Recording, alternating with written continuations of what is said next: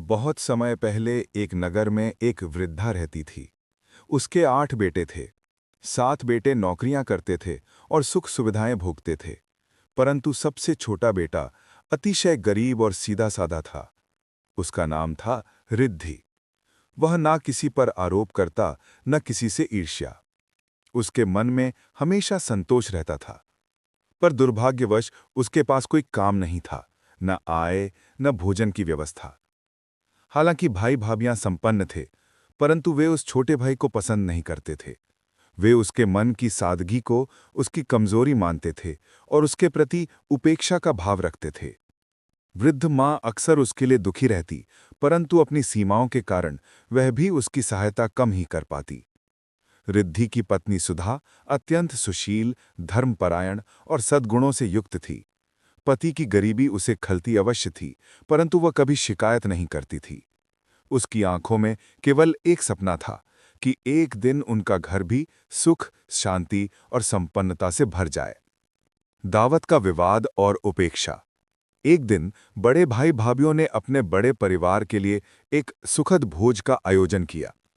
शहर के नामी लोग, रिश्तेदार और परिचित आमंत्रित किए गए, परंतु नियति को देखिए, सबको बुलाया गया सिवाय छोटे भाई रिद्धि और उसकी पत्नी सुधा के।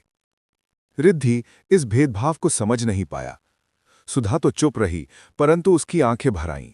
उसकी मां को जब पता चला तो उसने रिद्धि को बुलाकर कहा, बेटा, तुम भी दावत में जाओ।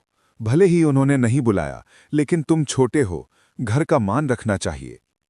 उच्च संस्कारों से युक्त रिद्धि अपनी मां की इच्छा मानकर उन सब के पास गया। वहां पहुंचकर उसने देखा कि सब स्वादिष्ट भोजन कर रहे हैं। उसने अपने भाई से थोड़ा सा भोजन मांगा, परंतु उसकी भाभियां ताना मारते हुए बोलीं, अब क्यों खाने आए हो? दावत तो खास लोगों के लिए है। तुम्हें खाना चाहिए तो काम करो, कमाओ। मुफ्तखोरों के लिए यहां जगह नहीं है। यह सुनकर रिद्धि चुपचाप घर लौट आया। उसने पत्नी से कहा, सुधा, आज जो हमें कष्ट मिला है वह भाग्य का लिखा है। हम शिकायत नहीं करेंगे, एक दिन सब ठीक होगा। उसकी पत्नी ने उसका हाथ पकड़कर कहा, जो मन में संतोष रखता है, भगवान उसका साथ कभी नहीं छोड़ते। इसी बीच सुधा अत्यंत दुखी मन से निकट के मंदिर में गई। वहां शुक्रवार का दिन था और संतोषी माता का व्रत किया जा रहा था। भजन, मंत्र, दीप और सुगंधित धूप से वातावरण पवित्र था। सुधा के मन में अजीब सी खिंचाव महसूस हुआ और वह माता की मूर्ति के सामने खड़ी होकर रो पड़ी। उसी समय वृद्ध मंदिर पुजारी ने उससे कहा, मेरी बेटी, क्यों रोती हो? जो भी भक्त श्रद्धा से माता का शुक्रवार व्रत करता है, उस पर माता की कृपा वर्षा होती है। तुम भी ये व्रत आरंभ करो। दूध खटाई से परहेज रखना और 16 शुक्रवार श्रद्धा से माता का पूजन करना। निश्चित ही तुम्हारे जीवन में सुख समृद्धि आएगी। सुधा ने उसी क्षण निश्चय कर लिया कि वह संतोषी माता का व्रत करेगी। अगले शुक्रवार उसने माता का व्रत प्रारंभ किया। घर में धन नहीं था, परंतु उसने माता के चरणों में चने गुड़ का भोग लगाकर सरल पूजा की। उसने मन ही मन कहा, हे माता, मैं और कुछ नहीं मांगती, बस मेरे पति को काम दे दीजिए और हमारे घर में सुख आए। सुधा व्रत करती जा रही थी, परंतु उसकी भाभियां यह देखकर ईर्ष्या से भर उठी। उन्हें डर था कि कहीं उसका भाग्य न चमक जाए और परिवार में उसका सम्मान बढ़ जाए। इसलिए वो हमेशा उसके व्रत में बाधाएं डालने की योजना बनाती थी। पहली बाधा यह हुई कि जब सुधा व्रत के दिन अपना पहला भोजन बनाने जा रही थी, तब बड़ी भाभी ने धोखे से उसके भोजन में नींबू निचोड़ दिया। सुधा को पता नहीं था, परंतु जब वह खाने बैठी तो उसे खट्टे स्वाद का एहसास हुआ। वह घबरा गई। हे माता, मुझसे अनजाने में भूल कैसे हो गई? उसी रात उसे स्वप्न में संतोषी माता का दर्शन हुए। माता ने मुस्कुराते हुए कहा, बेटी, चिंता मत करो, तुम्हारा मन साफ है। किसी की ईर्ष्या तुम्हारे व्रत को प्रभावित नहीं कर सकती। तुम अपना व्रत जारी रखो। सुधा की भक्ति और बढ़ गई। व्रत के दूसरे सप्ताह की रात रिद्धि को अचानक बाहर से बुलावा आया। नगर के एक प्रतिष्ठित व्यापारी की दुकान में नौकर की खोज थी। रिद्धि काम की तलाश में वहां पहुंचा। व्यापारी ने उसके स्वभाव, ईमानदारी और सरलता को देखकर तुरंत काम दे दिया। कुछ ही दिनों में रिद्धि व्यापारी का विश्वास पात्र बन गया। धीरे धीरे उसकी आय बढ़ने लगी और उनके घर में भोजन, कपड़े और आवश्यक वस्तुएं आने लगीं। सुधा ने माता को धन्यवाद दिया। हे माता, आपने मेरे पति को काम दिया, हमारे जीवन की राह खुल गई। परंतु यह कहानी यहीं समाप्त नहीं होती। परीक्षा अभी बाकी थी। जब भाभियों की ईर्ष्या बढ़ी, जब भाइयों और भाभियों को रिद्धि की उन्नति के बारे में पता चला, तो वह अत्यंत जलने लगे। वे सोचने लगे कि कल तक जिसके पास कुछ नहीं था, वह आज हमसे आगे कैसे बढ़ रहा है।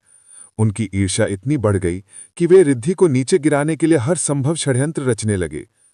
एक दिन उन्होंने व्यापारी के पास झूठी शिकायत पहुंचा दी कि रिद्धि चोरी करता है। हालांकि व्यापारी समझदार था और उसे पता था कि रिद्धि ईमानदार लड़का है। उसने रिद्धि को डांटा तक नहीं, बल्कि और अधिक विश्वास किया। दूसरे दिन व्यापारी ने घोषणा की, रिद्धि, आज से तुम मेरी दुकान के साझेदार हो। तुमने अपनी ईमानदारी से यह सम्मान पाया है। रिद्धि स्तब्ध रह गया।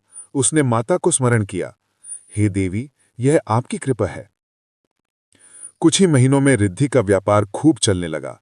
अब उसने अपना खुद का एक घर बनवाया, अपनी मां को साथ रखा और सुधा को हर सुख देने लगा। सुधा की भक्ति और बढ़ती गई। अब वह हर शुक्रवार व्रत करती, कथा पढ़ती और निर्धनों को चने गुड़ का प्रसाद बांटती।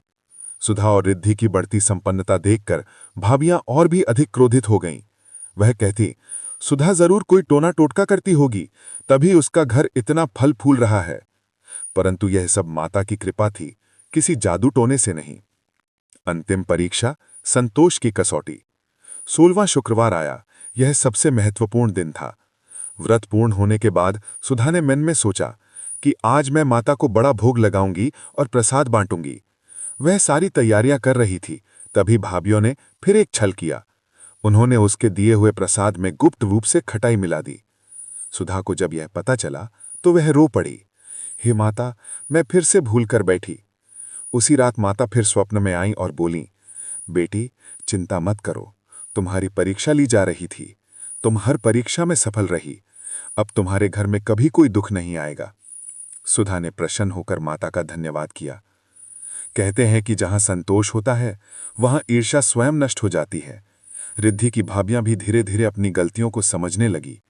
उन्होंने सुधा से क्षमा मांगी। रिद्धि ने सभी भाइयों के साथ प्रेम से रहना शुरू कर दिया।